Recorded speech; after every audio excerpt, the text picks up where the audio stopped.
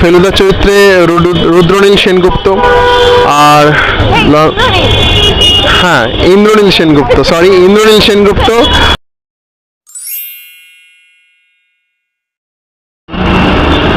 Hello বন্ধুরা, welcome to খাজানা blogs. আজকে বোবো টুকি প্রথমবার মুভি দেখতে এসছে কোনো হলে। এটা হচ্ছে নবীনা, এসছি আমরা ঠিক সাউথ সিটি থেকে একটু এগিয়ে টুয়ার্ডস টালিগঞ্জের দিকে। এই টুকি আমার পেছনে দাঁড়িয়ে আছে। আজকে আমরা যে মুভিটা দেখতে এসছি টুকি, সেই মুভিটার নাম কি? নয়ন রহস্য। আর আমি প্রথমবার হলে মুভি দেখতে আসিনি, মানে এই হলটাই ফার্স্ট টাইম আসছি, কিন্তু হলে প্রথমবার আসিনি। আমি বলেছি বোবো আর টুকি একসাথে প্রথমবার মুভি দেখতে আসছে। ও আচ্ছা আচ্ছা, হ্যাঁ তা ঠিক, সেটা ঠিক।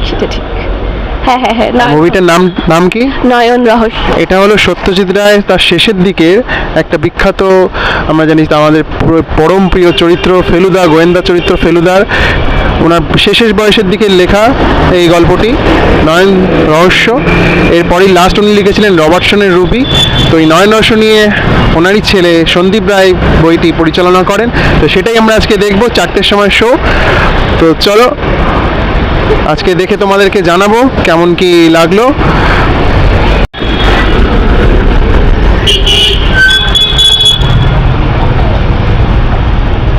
অনলাইন থেকেও তোমরা বুক করতে পারো, বুক মাই শো চ্যানেল থেকে।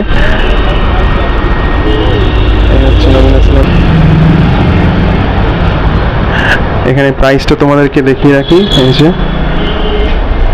এটা হচ্ছে ফার্স্ট শো, সেকেন্ড শো আমরা নয়ন রহস্য দেখবো, বেঙ্গলি 2D 4টে থেকে। আর টিকিটের প্রাইসগুলো দেখিয়ে রাখি। ড্রেস সার্কেল 150, ব্যালকনি 130 আর প্রিমিয়াম স্টল 100।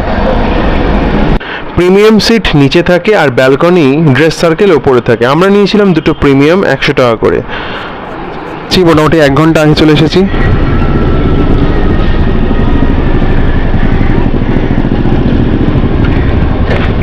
এই যে নবীনা সিনেমা হল, এখানে আরো দুটো মুভি একসাথে চলছে, দাবাড়ু চলছে।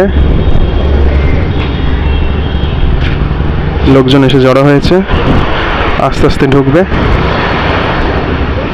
টুকি দাঁড়িয়ে আছে কোনো কিছু কিনবে বলে, ওই যে হাত বাড়িয়েছে। এই যে নয়ন রহস্যর পোস্টার, 10ই মে মুভিটি রিলিজ করে। বইটা আমি পড়েছি, অনেক কাল আগে পড়েছি, সেই জন্য প্রচণ্ড ইন্টারেস্ট বইটা নিয়ে, প্রচণ্ড এক্সাইটেড কেমন হয় মুভিটা। মুভি স্টার্ট হওয়ার ঠিক 10 মিনিট আগে এখন এন্ট্রি করানো হচ্ছে টিকিট দেখে। খুব বেশি ভিড় কিন্তু চোখে পড়লো না, যদিও 5 দিন হয়েছে 10 তারিখ রিলিজ করবার পর। টিকিটটা দেখা দেখি। জীবনে প্রচুর মুভি দেখে থাকলেও প্রথম মুভি দেখার শুরু এই নবীনা সিনেমা হল থেকে। সেই মুভিটার নাম ছিল 3 ইডিয়টস, আর দিনটি ছিল 2010 সালের 17ই জানুয়ারি। মানে সেই দিনই আমাদের প্রাক্তন মুখ্যমন্ত্রী পশ্চিমবঙ্গের জ্যোতি বসুর মৃত্যুদিন, সেই জন্য বিশেষভাবে মনে আছে। চলো এবার ভেতরে ঢোকা যাক, লেটস গো। টুকির কাছে প্রথম এই মুভি হলটি। যখন শুরুতে এই মুভি হলে সিনেমা দেখা শুরু হয়েছিল তখন টিকিটের প্রাইস কিন্তু এত ছিল না, 30 বা 40 টাকা যদ্দূর মনে পড়ে। ভেতরে কিন্তু বিলাসবহুল আসন, এসি এবং বেশ বড় সড়ো জায়গা। বাইরে থেকে কেনা খাবার এরা অ্যালাউ করে। আমরা পপকর্ন নিয়ে ঢুকেছিলাম। আমাদের মুভি দেখা হয়ে গেছে কমপ্লিট। এক্স্যাক্টলি শেষ হলো কটার দিকে? কটা বাজে দেখতো? 6টাতেই শেষ হয়েছে। এবার আমরা বেরিয়ে যাচ্ছি। নেক্সট আরেকটা শো আছে 6:15 থেকে। আচ্ছা, মুভি দেখে আমার বইটা তো আগেই পড়েছিলাম অনেককাল আগে। কিছু ঘটনা মনে ছিল আর কিছু ঘটনা মনে ছিল না। মেন কালপিটের নাম তো মনেই ছিল। তো যাই হোক, টুকি বই পড়েনি কিন্তু মুভি দেখলো। আর সত্যজিতের সিনেমা আমার আমার বরাবরই খুব ভালো লাগে, অল টাইম হট ফেভারিট। তো ফেলুদার চরিত্রে রুদ্রনীল সেনগুপ্ত আর হ্যাঁ ইন্দ্রনীল সেনগুপ্ত আর লালমোহনের চরিত্রে, মানে আমাদের স্বনামধন্য জটায়ুর চরিত্রে হচ্ছেন অভিজিৎ গুহ। ইয়েস, অভিজিৎ গুহ। আর তোপসের চরিত্রে যে অভিনয় করেছে তার নামটা এই মুহূর্তে মনে পড়ছে না। তো যাই হোক, তোপসের চরিত্রটা আমার ঠিক অতটা ফেভারিট লাগেনি। লালমোহন ভালো লেগেছে তো?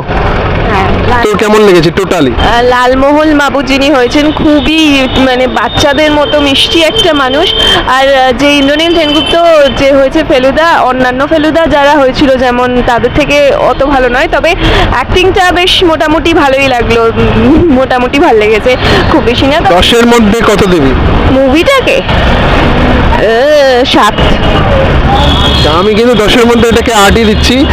আর একটা ব্যাপার, আমি পুরো 10-এ 10 দিচ্ছি না, কারণ এর আগে কিন্তু আমি সৌমিত্র চট্টোপাধ্যায় মানে সত্যজিৎ রায় যাকে ডাইরেক্ট কাস্ট করিয়েছিলেন ফেলুদা হিসাবে, বা তারপরে সব্যসাচী চক্রবর্তী, হ্যাঁ তাদের সাথে যে জটায়ু ছিলেন বা আগেকার দিনে যে জটায়ু, সেই হিসেবে জটায়ু মানে তুলনা করতে নেই যদিও, কারণ তারা মারা গেছেন আর কেউ নেই এখন।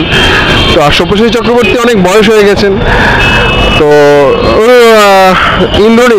ইন্দ্রনীল সেনগুপ্তকে আমার ভালোই লেগেছে। টোটালি আমি 10-এ 8 দিচ্ছি।